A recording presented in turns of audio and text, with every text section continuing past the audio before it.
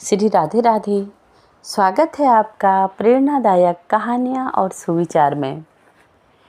मेरी आज की एक छोटी सी कहानी। एक गांव में मिथिला काकी का घर था। काकी बड़े यत्न से अपने परिवार का भरण पोषण करती थी।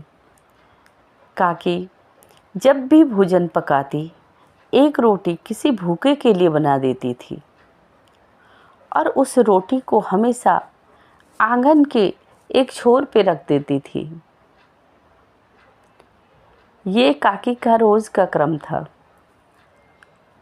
वहाँ से हर रोज एक लंगड़ा व्यक्ति गुजरता और उस रोटी को अपने साथ ले जाता और कुछ बुदबुदाते हुए भी जाता। वह व्यक्ति बुदबुदाते हुए जाता। ये क्रम रोज मिथिला काकी देख रही थी, लेकिन उन्हें समझ नहीं आ रहा था कि ये बोलता क्या है। रोटी तो रोज़ ले जाता है, लेकिन धन्यवाद देने के बदले हमेशा मुझे कुछ सुना जाता है।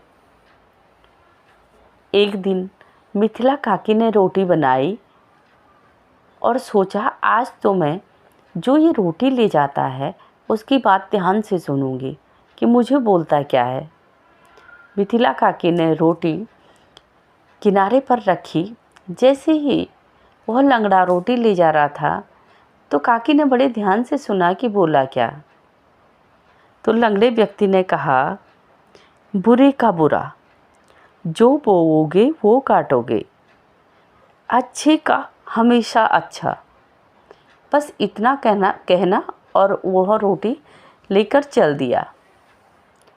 यह क्रम बहुत समय तक चलता रहा। एक दिन काकी के मन में विचार आया कि यह तो रोज आता है और मुझे रोज यही बात सुना के चला जाता है। आज तो मैं इसके खाने में कुछ मिला दूंगी। काकी के मन में विचार आया ही था कि काकी ने आटे में थोड़ा सा जहर मिला दिया कि आज तो मैं इस लंगड़े को खिला के रहूँगी। काकी ने जैसे ही रोटी बाहर रखी, फिर मन में विचार आया कि मैं ये क्या कर रही हूँ। मैं तो ऐसी हूँ ही नहीं, मेरे तो ऐसे विचार हैं ही नहीं। फिर इतना गलत ख्याल या ऐसे गलत विचार मेरे मन में आए ही क्यों। काकी तुरंत चौक में गई और वह रोटी उठा लाई और रोटी को कहीं दूर फेंक दिया कि जिससे कोई न खाए। अब एक और रोटी बनाई और वही स्नेह प्यार से वहाँ चौक के किनारे रखाई। फिर वही लंगड़ा आया, रोटी पकड़ी और वही बात सुनाते हुए चल दिया। ये रोज़ का ही क्रम था। कुछ साल बीते। काकी का एक बेटा जो बहुत समय से खोया हुआ था, अचानक से दरवाजे की घंटी बजी। सामने देखा तो काकी का वह खोया हुआ बेटा सामने खड़ा था। काकी तो जैसे जड़ हो गई हूँ बेटे को देखकर, क्योंकि बेटा बहुत समय बाद घर आया था। गले से लिपटा लिया बेटे को। आँखों से आंसू बह रहे थे और पूछ रही थी कि बेटा, तू आज तक कहाँ था? तू इतना दुबला क्यों हो गया है? तुझे खाना नहीं मिला क्या? एक साथ ढेरों सवालों की झड़ी अपने बेटे पर लगा ली।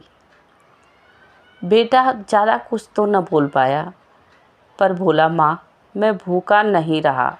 भूखे की स्थिति थी, मैं बहुत बीमार था और मुझे कोई खाना देने वाला नहीं था। लेकिन पता नहीं कहाँ से एक लंगड़ा व्यक्ति एक रोटी रोज़ मुझे देता था। उसी से मेरी जान बची है और उसी की बदौलत आज मैं तुम्हारे सामने खड़ा हूँ, यह घर आ पाया हूँ। माँ को सारी बातें याद आ गई। ये तो मेरी उस रोटी का ही प्रताप होगा कि जो मेरे बेटे को रोटी मिली। माँ की आंखों में आंसू आ गए और लंगड़े की व्यक्ति की बात याद आई कि बुरे का बुरा, जो बोओगे वो काटोगे और अच्छे का हमेशा अच्छा। तो काकी सोचने लगी कि कितनी सत्यता थी उस लंगड़े व्यक्ति की बातों में, और ईश्वर को कोटि कोटि धन्यवाद दिया कि वास्तव में जो कर्म हम करते हैं उन कर्मों का फल हमें अवश्य मिलता है।